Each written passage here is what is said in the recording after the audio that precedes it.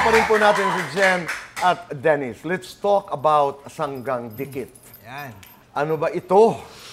At makakahinga ba kami nito pag aming napanood? Isa itong ma-action na series, Tito Boy. Pero maganda dito, balance yung comedy, action, may light drama. So talagang may enjoy ng mga At tao. pampamilya din, syempre. Andun lahat yung elemento. Nandun na lahat yung elemento. Kumusta yung dynamics? Pag kayong dalawang magkatrabaho, magkasama sa set, umuwi magkasama, how does that affect your life? Sa ngayon lang kasi first time namin, walang naiiwan kay Dylan.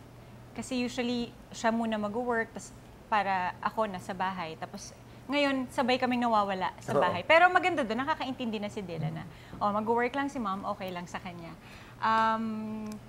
Yun lang, Tito Boy, pagka medyo late nakakauwi. Pero hindi naman palagi. Masarap yung feeling na magkasama naman kami sa set dahil, diba, ang sarap ng pakiramdam na kasama mo yung mahal mo sa buhay, pati sa trabaho, hindi lang sa bahay. Tsaka napaka-importante rin na napaka-komportable na namin sa isa't isa. Feeling ko malaking bagay yung komportable ka at nagagawa mo ng maayos yung trabaho mo dahil hindi ka nahihiya doon sa katrabaho mo. Nakakapag-usap kayo kung paano pagagandahin yung mga eksena. Minsan ba nababahala ka pag gumagawa ng mga action scenes si Jen?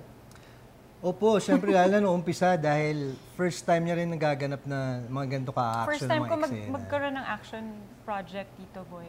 So medyo, nung una parang talaga akong, hindi ko alam paano ko gagawin. Oo, kasi dati kahit yung pagtakbo niya hindi maayos eh, no?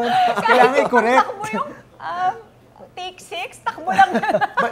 may takbong pang-action kasi, Oo, di ba? Mala Tom Cruise eh. Mala-Tom, Mission Impossible. Nasa kaisipan natin yan, Ikang. So, ikaw takbo lang ng takbo. Takbo lang. Pag sinabing takbo, yung takbo ko. Paano ko tumakbo? Hindi ko alam na may tama palang takbo pagka dapat mukhang maangas. Oh. Right. Gagawin natin. Once again, invite everyone. Inibitahan po namin kayo. Mamayang gabi na po, 8:50 p.m. ang Sanggang Dikit. Directed by Direct L.A. Madridejos. Abangan po ninyo, mapapanood nyo na mamaya. At subaybayan ninyo dahil hindi ito yung pangkaraniwang palabas na mapapanood ninyo. Maraming salamat, Dennis, Jen, sa inyong paghahandog sa amin ng mga tagahanga at mamamayan ng isang obra na ganito. Pero tapusin natin ito sa isang action scene. Ayun! Ayun! Paano ba? Halimbawa, ano bang gagawin namin, Jen? Kailangan mong turuan si Tito Boy ng mga action. Oo, ikaw ang action Okay, dito. sige. Halimbawa, ano? Gawa tayo ng sitwasyon, ano? Huwag Siguro... ka man-musical, ha?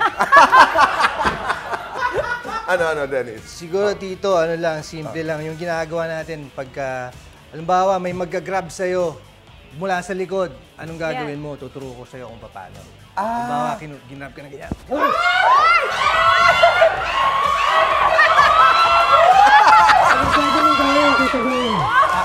Huwag mo akong bibitawan. Ano daw ang pwede kong gawin? Ang kasagutan, wala. Joke lang, Dennis. Mahirap pag si Dennis Trillo po ang nag-demonstrate. Halimbawa daw, may, anong tawag nun? Yung may nag-grab sa'yo, may mga grab sa sa'yo at may balak. E pag ikaw ang gumawa nun, wala akong gagawin. Wala na lang. Sama ka na lang, Tito Boy. Ay, Sama hindi. ka na lang. Halimbawa, halika, Dennis. Halimbawa. Halimbawa, hindi. Huwag naman ako kasi. Halimbawa, saan mo ako dadalhin? Halimbawa, doon. Kasama lang ako. Walang papalag. Walang palag.